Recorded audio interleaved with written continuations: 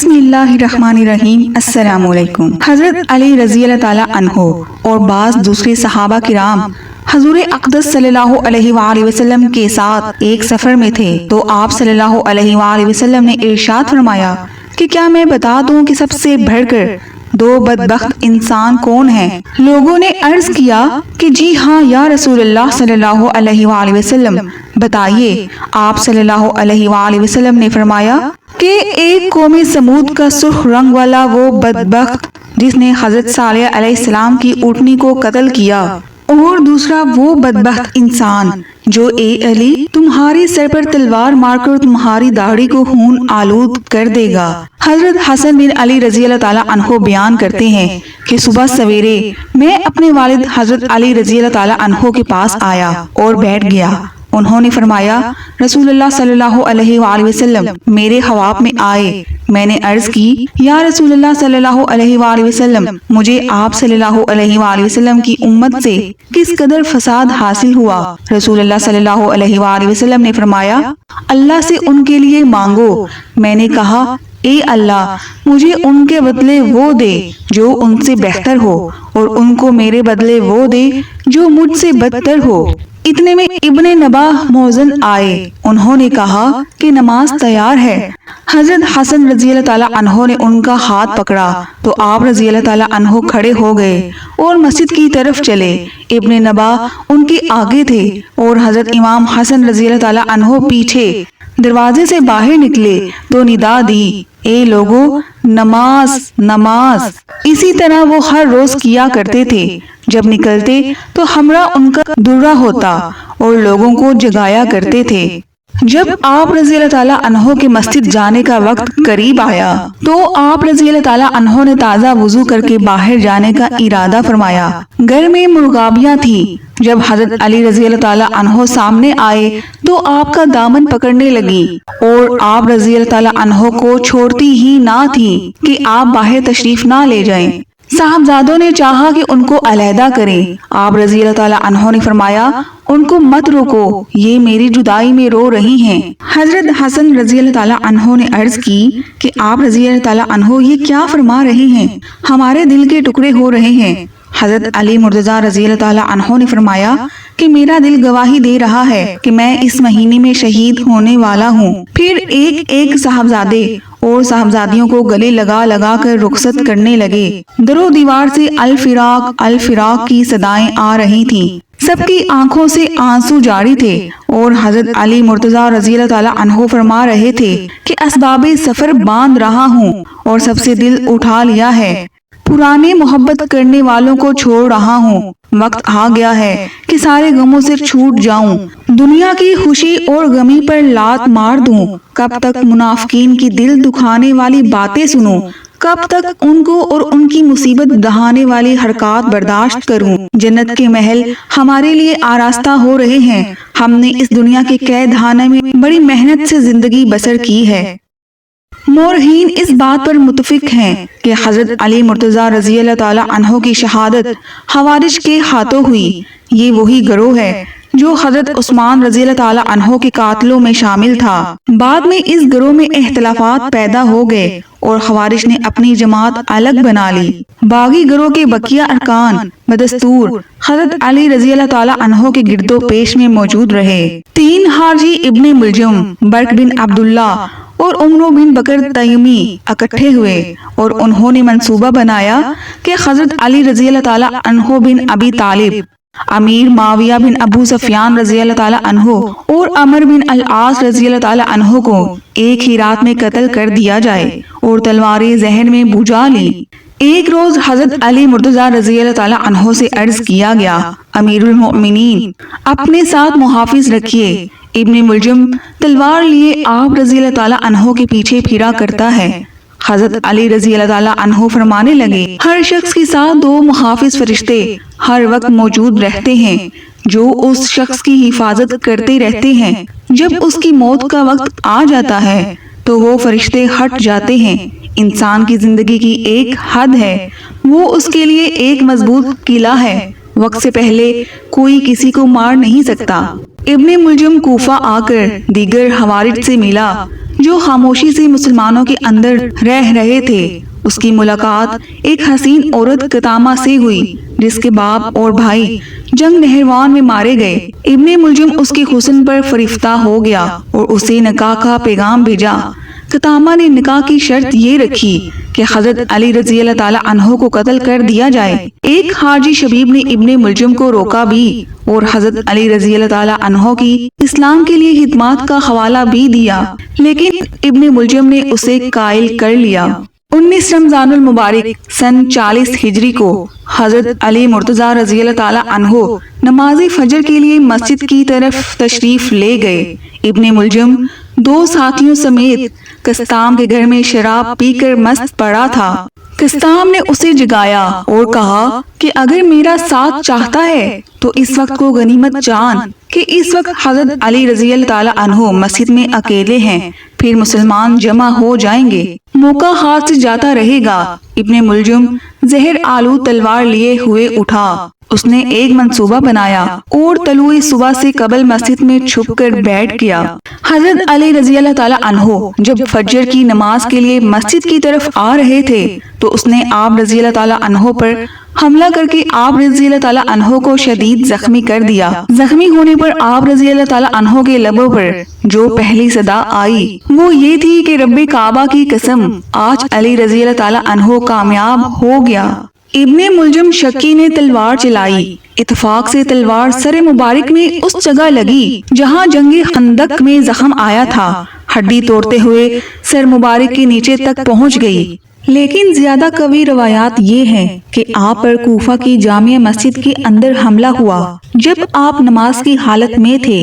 حضرت علی مسجد کوفہ میں تشریف لائے تو ابن ملجم مسجد میں سو رہا تھا، الٹا لیٹا ہوا، نیچے تلوار کو چھپائے، تلوار بھی زہر میں بوجھی ہوئی۔ علی نے کہا اے ابن ملجم اٹھ جا، نماز کا وقت نکلا جا رہا ہے، نماز ادا کر۔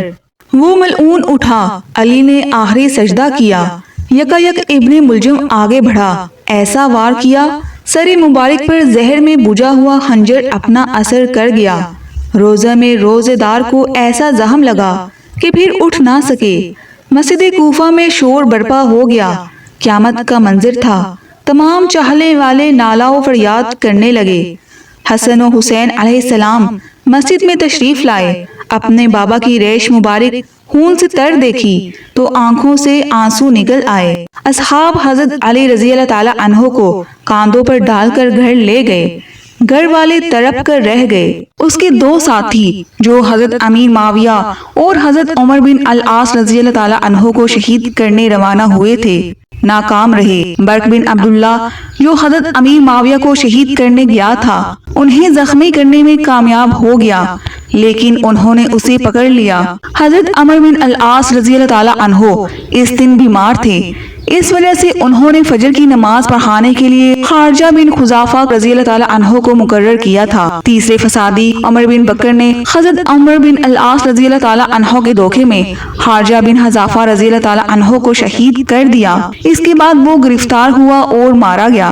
ادھر جرح نے جب حضرت علی رضی اللہ تعالی عنہ کا زخم دیکھا تو اپنے سر سے امامہ اٹھا کر پھینکا، کپڑے پھاڑنے لگا اور کہا ہائے کیا کروں، تلوار زہر میں بجھائی گئی ہے، اس کا نہ علاج ہے اور نہ مرہم۔ صبح کا اجالا ہو رہا تھا۔ حضرت علی رضی اللہ تعالی عنہ نے فرمایا مجھے مشرق کی طرف پھیر دو۔ اس کے بعد فرمانے لگے اے صبح صادق، تجھ کو قسم ہے اس اللہ کی جس کے حکم سے تو نکلتی ہے، کل قیامت میں گواہی دینا کہ جب سے میں نے حضرت محمد صلی اللہ علیہ وآلہ وسلم کے ساتھ نماز پڑھی ہے آج تک کبھی تو نے مجھے سویا ہوا نہیں پایا۔ تیرے نکلنے سے پہلے میں ہوشیار ہو جاتا ہوں۔ پھر سجدہ کیا اور فرمانے لگے الہی کل قیامت میں جب کہ 1000 پیغمبر حاضر ہوں گے، ملائکہ صدیق شہداء آپ کے عرش عظیم کو دیکھ رہے ہوں گے، اس وقت آپ گواہی دینا کہ جب سے میں آپ کے حبیب صلی اللہ علیہ وآلہ وسلم پر ایمان لایا ہوں کبھی ان کے خلاف نہیں گیا۔ لوگوں نے عرض کی اے امیر المؤمنین، آپ کے ساتھ یہ معاملہ کس نے کیا؟ حضرت علی رضی اللہ تعالی عنہ نے فرمایا ٹھہرو وہ ابھی آتا ہے۔ ابن ملجم بھاگ کر اپنے چچا زاد بھائی کے گھر گیا، ہتھیار اتار رہا تھا کہ اس کے چچیرے بھائی نے پوچھا تو پریشان کیوں ہے؟ کیا تو نے حضرت علی رضی اللہ تعالی عنہ کو قتل کیا ہے؟ نہیں کہنا چاہتا تھا، زبان سے نکلا ہاں۔ ابن ملجم کا چچا زاد بھائی اسے گریبان سے پکڑ کر کھینچتے ہوئے مسجد میں لایا۔ آپ رضی اللہ تعالی عنہ نے اس کو دیکھ کر فرمایا ابن ملجم میں نے تیرا کیا بگاڑا تھا جو بے وجہ تو نے میرے بچوں کو یتیم کر دیا؟ حضرت علی رضی اللہ تعالی عنہ نے کہا کہ اسے اچھا کھانا کھلاؤ اور نرم بستر دو، اگر میں زندہ رہا تو اس کے خون کے معاف کرنے یا قصاص لینے کا زیادہ مستحق ہوں گا، اور اگر میں مر گیا تو اسے بھی میرے ساتھ کر دو، میں رب العالمین کے پاس اس سے جگر لوں گا۔ ماہ رمضان المبارک کی 20 تاریخ تھی۔ آپ کی حالت زیادہ نازک ہو گئی، غشی طاری ہوئی تو آپ رضی اللہ تعالی عنہ کی صاحبزادی ام کلثوم رضی اللہ تعالی عنہا رونے لگی۔ بیٹی کی آواز سن کر آپ رضی اللہ تعالی عنہ نے فرمایا بیٹی خاموش رہو، اس وقت جو کچھ میں دیکھ رہا ہوں اگر تم دیکھ لو تو ہرگز رونے کا نام نہ لوگی۔ حضرت ام کلثوم رضی اللہ تعالی عنہا نے عرض کی ابا جان اس وقت آپ کیا دیکھ رہے ہیں؟ حضرت علی رضی اللہ تعالی عنہ نے فرمایا بہت بڑی جماعت فرشتوں کی ہے، ان کے ساتھ تمام نبیوں کا قافلہ ہے، سب سے آگے قافلہ سالار حضرت محمد صلی اللہ علیہ وآلہ وسلم ہے۔ مجھ سے فرماتے ہیں علی رضی اللہ تعالی عنہ خوش ہو جاؤ، اب تم بڑے چین و آرام میں بلائے جاتے ہو۔ حضرت ام کلثوم بنت علی رضی اللہ تعالی عنہ نے کہا اے اللہ کے دشمن تو نے امیر المؤمنین کو قتل کر دیا۔ اس نے کہا میں نے صرف تمہارے باپ کو قتل کیا۔ حضرت ام کلثوم رضی اللہ تعالی عنہا نے کہا واللہ مجھے امید ہے کہ امیر المؤمنین پر کوئی اندیشہ نہیں۔ تو وہ کہنے لگا تو پھر تم کیوں روتی ہو؟ پھر کہنے لگا میں نے اپنی تلوار کو 1 مہینے تک زہر آلود کیا ہے، اگر وہ مجھ سے بے وفائی کرے تو اللہ اسے بعید و دور کر دے۔ حضرت علی رضی اللہ تعالیٰ عنہ کو وفات سے پہلے کچھ وقت مل گیا جسے آپ رضی اللہ تعالیٰ عنہ نے اپنے بیٹوں کو وصیت کرنے میں صرف کیا۔ جان کنی کے اس عالم میں بھی آپ رضی اللہ تعالیٰ عنہ نے جو باتیں ارشاد فرمائی وہ آب زر سے لکھنے کے لائق ہیں۔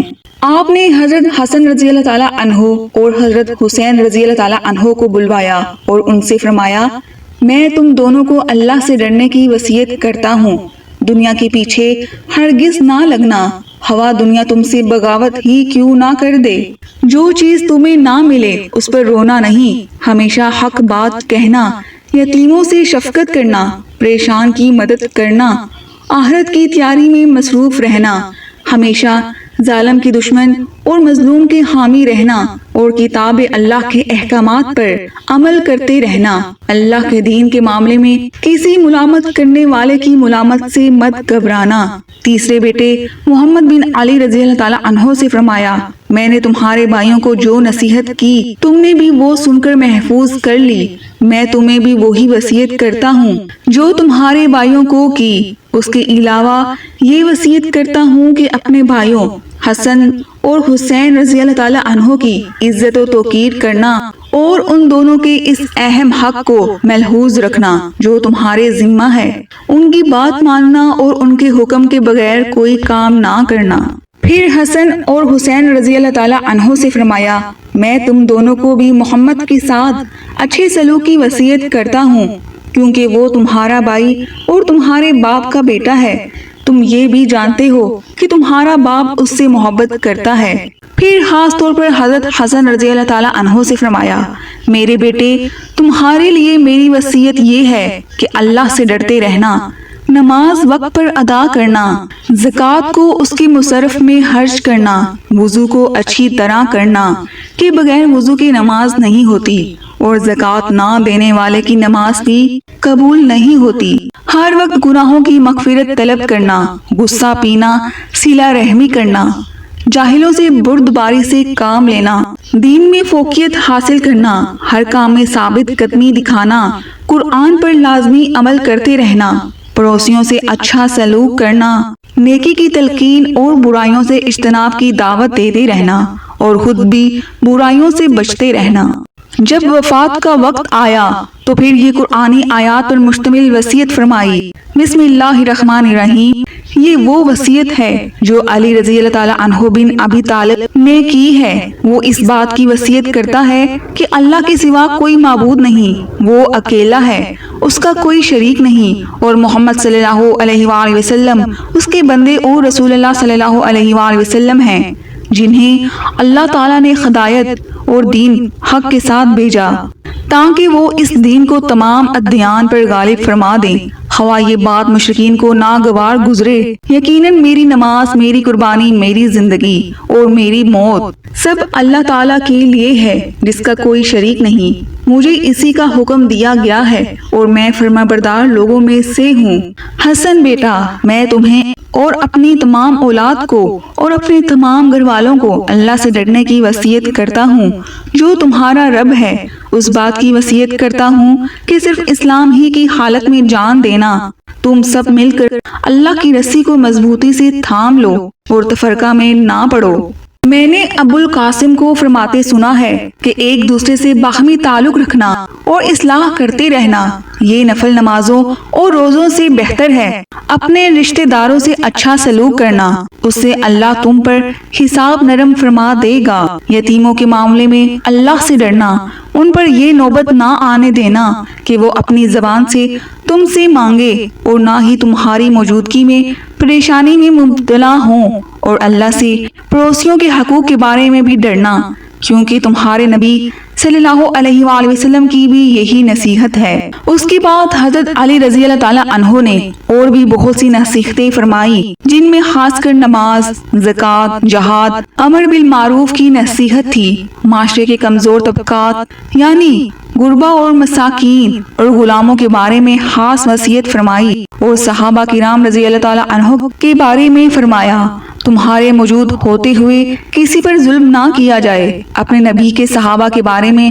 اللہ سے ڈرتے رہنا، پشت دکھانے، رشتوں کو توڑنے اور تفرقہ سے بچتے رہنا، نیکی اور تقوی کے معاملے میں ایک دوسرے کی مدد کرنا اور نافرمانی اور سرکشی میں کسی کی مدد نہ کرنا، اللہ سے ڈرتے رہنا کیونکہ اللہ سخت عذاب دینے والا ہے۔ اللہ تعالیٰ تمہارے اہل خاندان کی حفاظت کرے جیسے اس نے تمہارے نبی کریم صلی اللہ علیہ وآلہ وسلم کی حفاظت فرمائی تھی۔ میں تمہیں اللہ کے سپرد کرتا ہوں اور تم پر سلام اور اللہ کی رحمت بھیجتا ہوں۔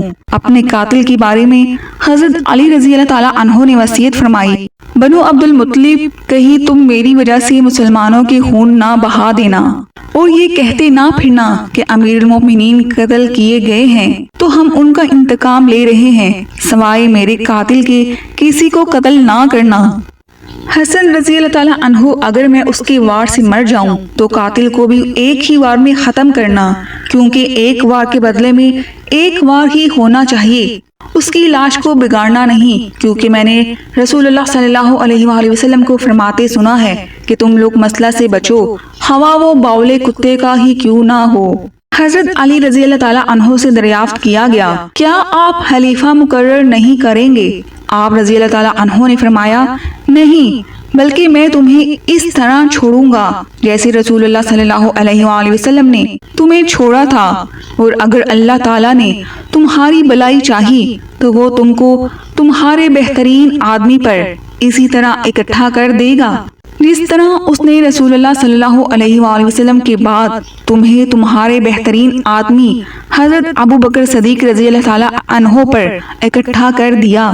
2 روز تک حضرت علی رضی اللہ تعالیٰ عنہ بستر مرگ پر انتہائی کرب اور تکلیف کے ساتھ رہے۔ آخرکار زہر کا اثر جسم میں پھیل گیا اور 21 رمضان کو نماز صبح کے وقت آپ رضی اللہ تعالیٰ عنہ کی شہادت ہوئی۔ حضرت حسن، حسین اور عبداللہ بن جعفر رضی اللہ تعالیٰ عنہ نے انہیں غسل دیا اور 3 کپڑوں میں کفن دیا گیا۔